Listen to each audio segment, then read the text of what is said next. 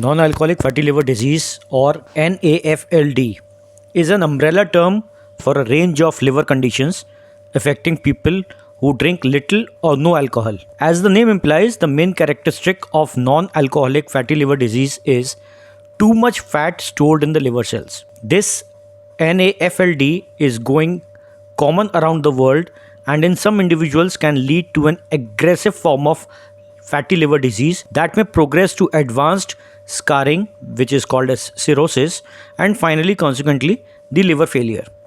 This damage is similar to the damage caused by the heavy alcohol use. When we talk about the causes of the non-alcoholic fatty liver disease, is basically the exact cause is not known, but this form of disease is seen in people with overweight or obesity. I think we take more than 30 BMI to be precise. The insulin resistance, where it is very, very common in the metabolic syndrome and the patients who are suffering from type 1 and type 2 diabetes. Then third is high blood sugar, which is hyperglycemia, common in diabetics, and high levels of fat, particularly triglycerides in the blood.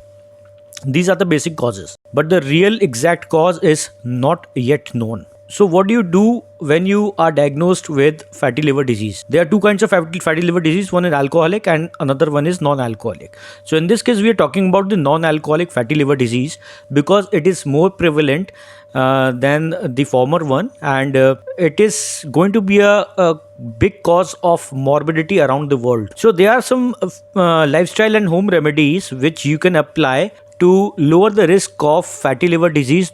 Even though if you are having this kind of disease, it will not progress more into a severe variant. So let me talk about the lifestyle and home remedies. The first is lose weight. If you are overweight or obese, you should reduce the number of calories you eat each day and increase your physical activity in order to lose weight. Calorie reduction is the key to losing weight and managing this disease. If you have tried to lose weight in the past and have been unsuccessful, you should ask your doctor or the dietitian for help. Second, choose a healthy diet. Eating a healthy diet that is rich in fruits and vegetables and whole grains can keep a track on all the calories you are taking in. Third, exercise and be more active. Aim for at least 30 minutes of exercise most days of the week. If you are trying to lose weight, you might find that more exercise is helpful. But if you don't already exercise regularly, get your doctor's okay first and then start slowly. Because some of you might be having some kind of heart disease or might be some orthopedic problem. So in case if you are restricted with the exercise regimen, I would advise you to go to your doctor and ask for the suitable exercises. Next is control your diabetes. If you are having diabetes type 1 or type 2, you should follow your doctor's instruction to stay in control with your diabetes. Take your medications as directed and closely monitor your blood sugar. In case if you're not able to do it through the diet, you should consult a proper diabetes educator so that you can be guided along the path where you will be able to control your blood sugar effectively. Next is lower your cholesterol. A healthy planned diet, exercise and medications can help you keep your cholesterol and your triglycerides at a healthy level. So if your diet is rich in red meat or saturated fat, this is a big concern because your cholesterol will be on a higher side every time. So you have to cut down all these things. Protect your liver.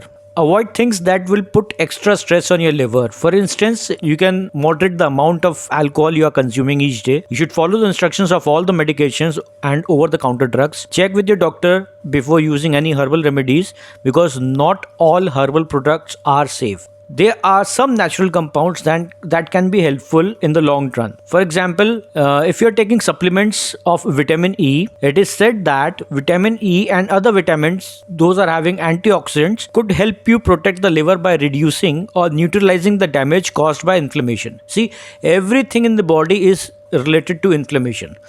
When there is an ongoing disease process, there has to be some kind of inflammation in the body which can be cured or can be brought down by suitable antioxidants or by having certain good amount of fruits and vegetables in diet. Probably it is seen that vitamin E supplements lowers inflammation levels in the body. but still a lot of research is needed on this. Second is coffee. There's a huge hype related to coffee. Some of them say that it can lead to gastric burning, it can lead to GERD, but yes, coffee is having its own advantages. And it is seen that coffee is helpful in fighting with the inflammation in the body. And the reason is that coffee is having certain kinds of chemicals, or the natural chemicals, which have a great impact on the body's inflammation. So if you are already drinking coffee, then these results make you feel better about your morning cup of coffee. But if you're not already drinking coffee, this probably isn't a good reason to start.